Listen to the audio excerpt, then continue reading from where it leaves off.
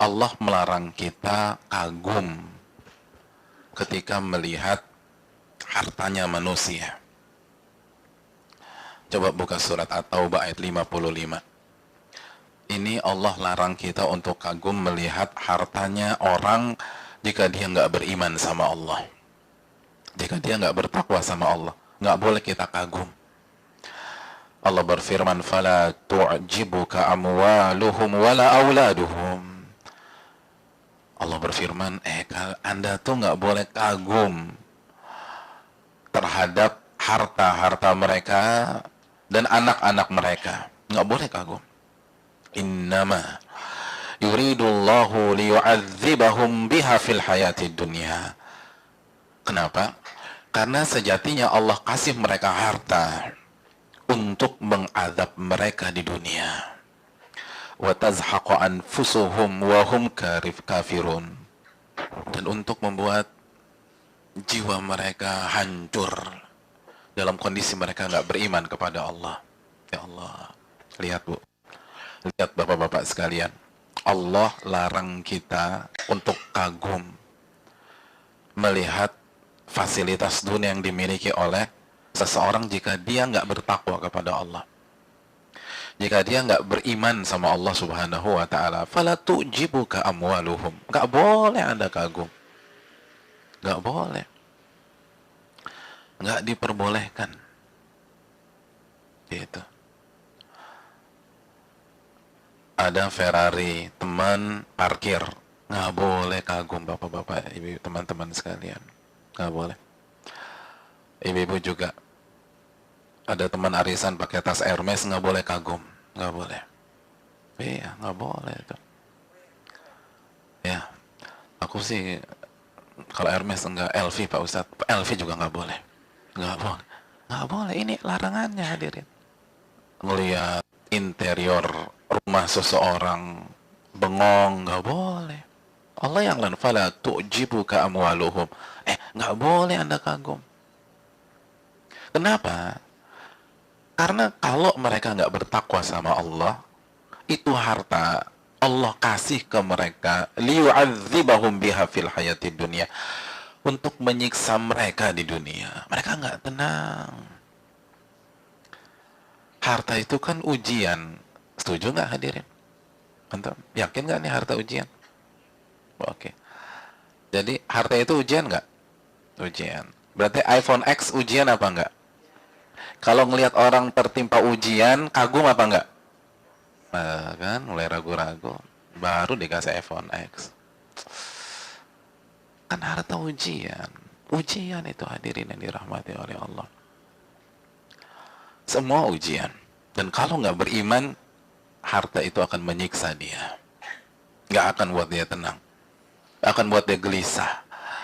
Akan membuat dia hancur. Akan membuat dia hancur. Makanya nggak boleh kagum. Kesian.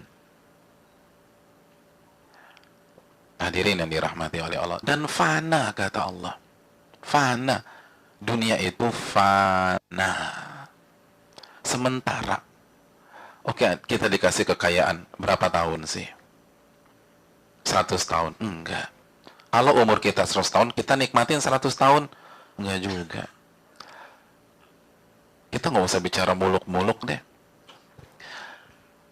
Simpel aja ya, simpel. Makanan kesukaan antum apa? Susah pertanyaannya ya. Waduh, gimana ditanya ayat kalau begini? Ibu suka makan apa, Bu? Bakso, Masya Allah. Nggak Jakarta Selatan, nggak Timur, nggak Bekasi, bakso pokoknya lah. Bakso. Saya ingin tanya sama jamaah sekalian, kita makan bakso, di sini bakso paling ngetop di mana sih? Cepet tesnya mana? Nggak ada yang ngetop. GM, masa GM? Iya. Bukannya pencinta bakso sejati mainnya pinggir jalan ya? Kayaknya komen di mall Al-Ikhlas enak. Ya, yaudah deh. Ternyata terjadi khilaf juga. Pokoknya kita pergi ke tukang bakso yang menurut kita paling enak sedunia. Saya ingin tanya, satu mangkok berapa? 500 perak. Itu mah Melisa. Itu zaman saya SD. Iya, abang tukang bakso, saya mau beli. Satu mangkok itu isinya berapa? Hah? 5 bakso, Masya Allah. Saya ingin tanya nih hadirin. Rasa lezat bakso yang pertama dengan bakso yang kelima sama apa enggak? Ya Allah. Kita lagi laparnya minta. Kita datang ke kios bakso tersebut dalam kondisi kelaparan. Itu coba kita renungkan. Kita makan mangkok pertama, kita makan bakso di mangkok yang pertama. Nikmat apa? Nikmat. Bang, satu lagi bang. Nambah mangkok yang kedua. Nikmat masih, tapi udah berkurang ya.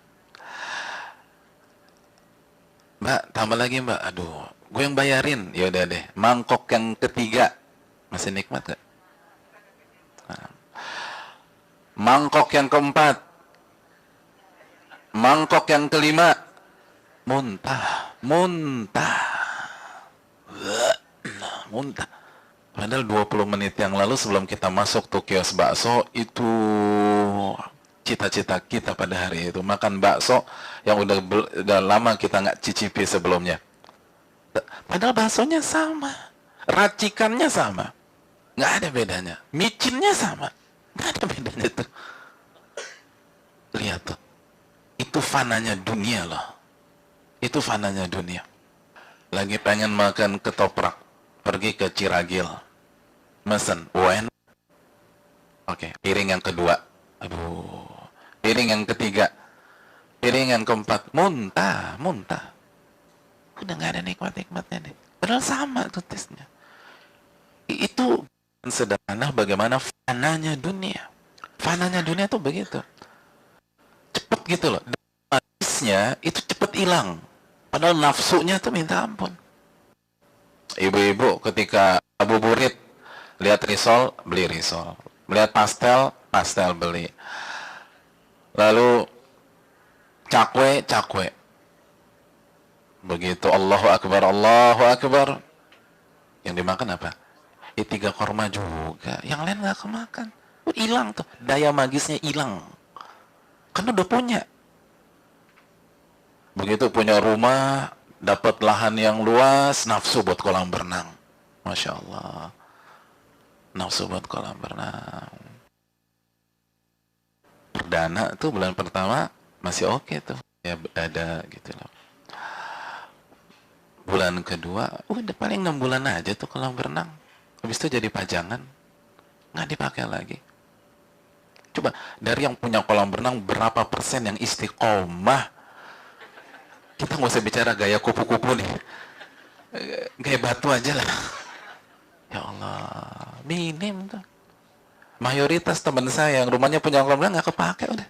Nggak kepake. Yang semangat nge-gym di rumah, beli treadmill. Waduh, aduh. Niatnya mau diet, ngecilin perut itu berapa bulan sih tuh treadmill? Ya Allah. Ya bener tuh kata Al-Imam Al-Ghazali. Mayoritas tuh gitu. Fana udah deh.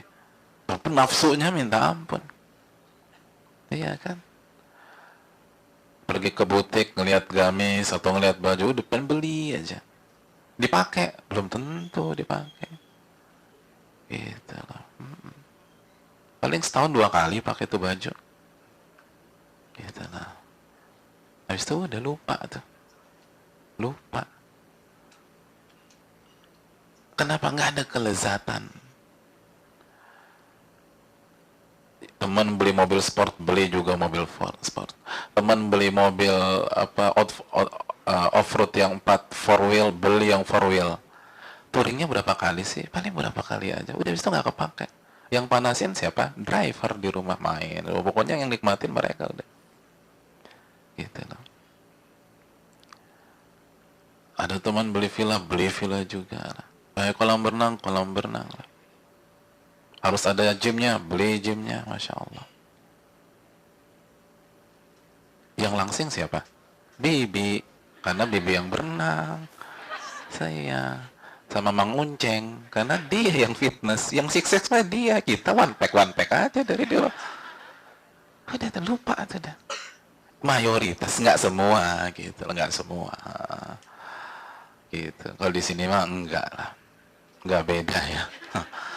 Hadirin, itu fananya dunia. Jangankan kita meninggal nih, kita masih ada, tuh harta masih ada depan kita, tapi hilang udah, nikmatnya nggak ada, hilang udah, hilangnya cepet. Memang nafsu sih ketika belum punya itu nafsu. Ya makanya kan itulah ada istilah rumput tetangga lebih hijau daripada rumput sendiri. Pokoknya gitu aja. Begitu dapet sirna. Jadi itu bukan hanya sugesti, itu firman Allah, ma'innakum yanfad, kata Allah. Yang Anda punya tuh semu. Jadi banyak orang berpikir semu itu kalau meninggal bagi-bagi warisan. Enggak, sebelum itu udah semu. Sebelum itu tuh udah nggak ada artinya. Kita pakai itu lagi, itu lagi. Itu fenomena yang dilihat oleh Imam Al-Ghazali rahimahullah, Al-Imam Hatim Al-Asam rahimahullah, dan harus jadi ibrah bagi kita hadirin. Harus jadi ibrah. Tapi itu dilupakan mayoritas orang. Akhirnya mereka terjebak ngumpulin lagi, tapi lupa kepada Allah. Lupa beramal. Padahal nggak ada kenikmatannya, nggak ada kenyamanannya, nggak ada ketenangan. Karena ketenangan itu nggak bisa dengan harta. Ketenangan itu nggak bisa dengan fasilitas. Makanya itu yang ditangkap dengan jernih oleh para ulama seperti Imam Al-Ghazali. Makanya kata beliau, oleh karena itu, begitu aku dapat harta, aku gunakan untuk mencari wajah Allah Subhanahu wa Ta'ala. Karena itu tadi, kalau nggak dipakai di jalan Allah, semu dan menyiksa. Hadirin.